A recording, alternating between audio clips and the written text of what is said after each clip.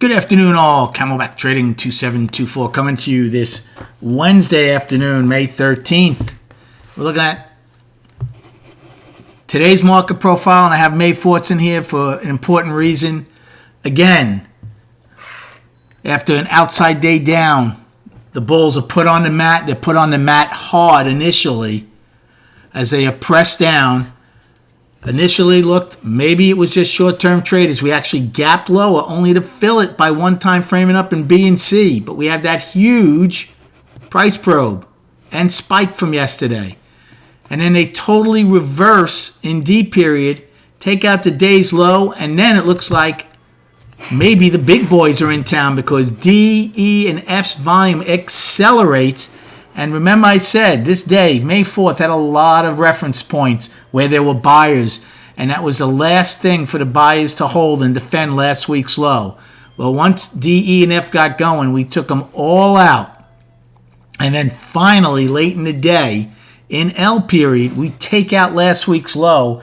But basically, that's all the sellers wanted to do because we rally from a low of 278.97 and close at 281.49. So a heck of a rally there by the bulls. Yes, we have a trend day down. Yes, we had lower value. We have a double distribution day again, up here and here. The thing that concerns me, if you're a bear, is if this is long-term selling, they shouldn't care about last week's low. If this is long-term selling, we shouldn't go 8 wide and trade and find two-sided trade 8 times in the last 4 hours of the day. If this is long-term selling, we should have gotten through, taken out last week's low, and kept going. All we did is stretch the bottom of a 3-week balance by a little bit and come back in. Now, there's still 2 days to go, but just like I said, the bulls have to get their acting gear after yesterday, and they didn't initially.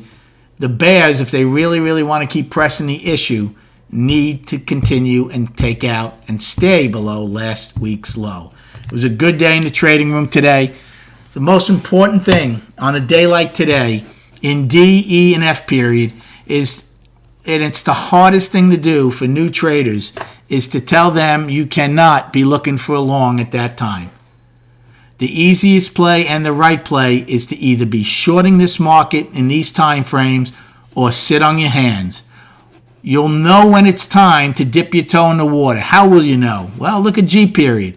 G period balanced inside of F. So once G didn't take out F's low, if you want to go long, you could have made something. Same in H, same in I, same in J. Now the acceleration stopped. We couldn't even take out the day's low. Still, the easier trade is on the short side. However, your risk reward on the long is not going to be as perilous as if you're trying to buy it in D, E, and F. Do not fade a trend day. Now, we only end up with one single set of single prints. So, if you did fade it, you still got hurt if you faded it up here.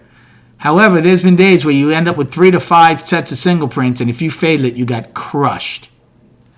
So, that was a big part. Now, A period. We opened. I was looking for it to get into the price probe from yesterday, take a short, but man, when it happened quick. We got up, filled the gap, and rolled over and just pile drive down in A period. So I didn't take a short till it rallied back up a bit and then took one back down to the low. Then, believe it or not, my next 2 trades were long plays. I did nothing in B. It started one time framing up. Now, value's lower, no doubt. One time framing up in C and got some decent acceleration. Not good volume, but good acceleration. I took a small long here, came in, bought more, went back up. I did okay on that long. It was nothing special. Same thing in D. D period started. Tried to go back up, took a long. Once D, though, took out C's low, I said, that's it. I'm going to wait and see what happens when we take out the day's low. Well, we did take out the day's low. We came back into it. So at that time, I still was not sure if it was longer term sellers coming into the market or longer term. I'm sorry, longer term or shorter term. Well, E and F absolutely changed my mind with the volume that something had changed and we got longer term sellers. F period opened with single prints, rallied up, took a short play, and absolutely buried them on the way down. It was a great trade for me because the way F opened, it didn't take out the low right away. Rallied up, the single prints were large enough. We tape it off, took a nice size short, and took it down. Did another one in H that worked out well. By the way, we had 3 more bars, outside bars, where we took out the previous bars high and low. C, H, and L. Becoming very regular lately, especially with larger ranges.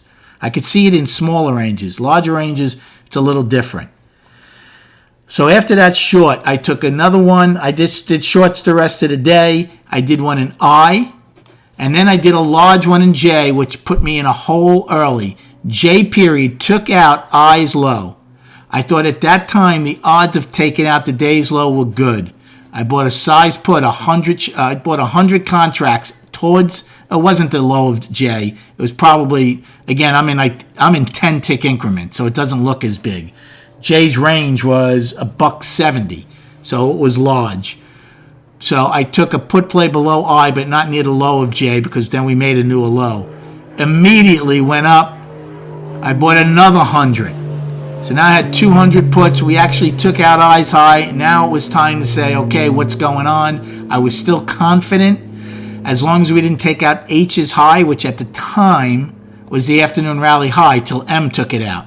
So I had that to lean on. I had single prints to lean on. I was ready to add more. Didn't want to, but I was ready to add more. And then J rolled over, came down, and I got out of it basically wherever J's low was, and it turned into a good trade. Now, the risk reward wasn't good. I was down a lot of money up here as opposed to what I made on it.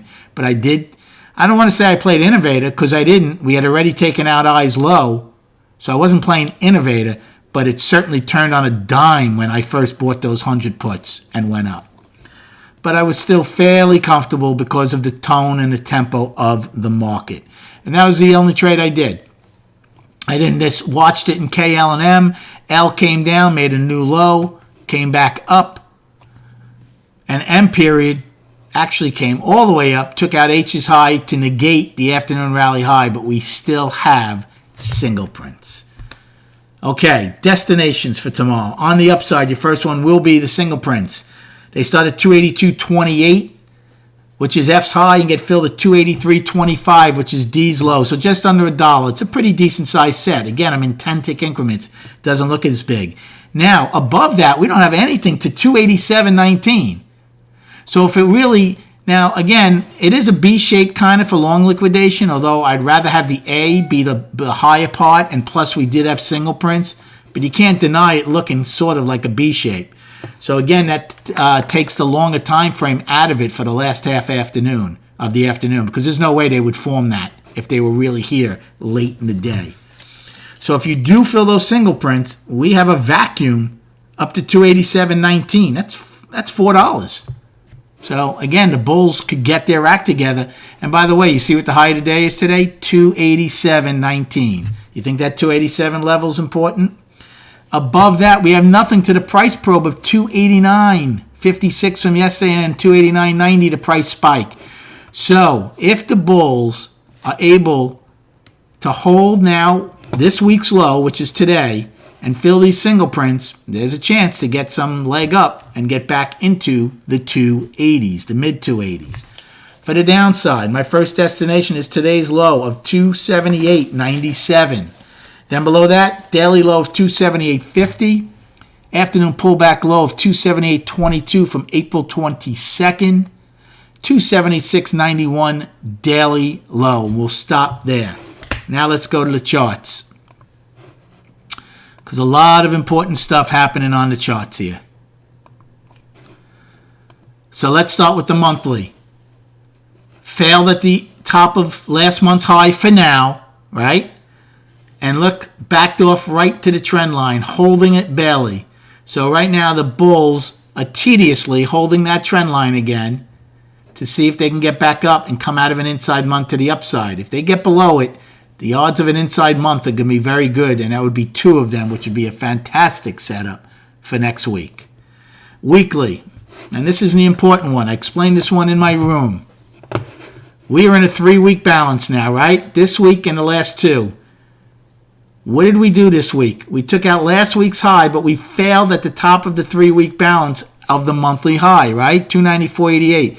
And the balance rules are, if you fail at the high of a balance, you roll over and go to the bottom. Well, look what we've done in 3 trading days. We went to the top of the balance, didn't get through it, went to the bottom of the balance, which is last week's low of 279.13. Balance rule number 2, you slightly extend the bottom of the balance. That's what we did, 278.97. We extended it by 16 cents and then came back in. So that's a great defense so far by the bulls. The key is Friday night. If the bulls are able to close this above now, back inside 279.13, well, then again, all we did was stretch the balance a little bit, and now you rotate, starting to go back to the middle or the high again. And guess what? 287 is right in the middle of there. Amazing how that works, right? So balance rules, very important. The buyers want to stay above 279.13. Sellers want to close below 279.13, which would be an outside week down. That's what they want. And why is that important? Well, look at the daily. Look what an outside day down brought us today. A gap lower, acceleration down, right? We closed at 286.67 yesterday. Traders lows 278.97, 279. We got $7 out of that outside day down to the downside. Powerful stuff. How am I calling the daily? Still calling it balance. Even though we had an outside day down and we were down today. If we had held a gap today, I might have just called it down. But I'm calling it balance. It's like a 24-day balance. Remember I said this morning, what are the Bears' goals? Baby steps. This 3-day balance they had to get.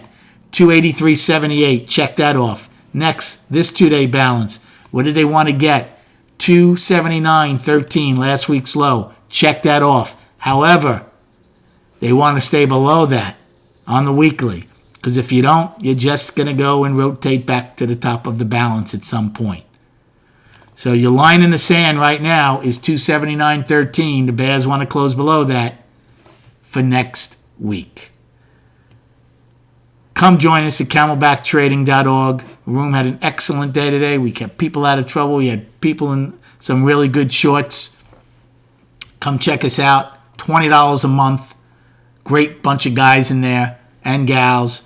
Excellent traders of all experience levels. Have a great night, and I'll speak to you prior to the opening tomorrow.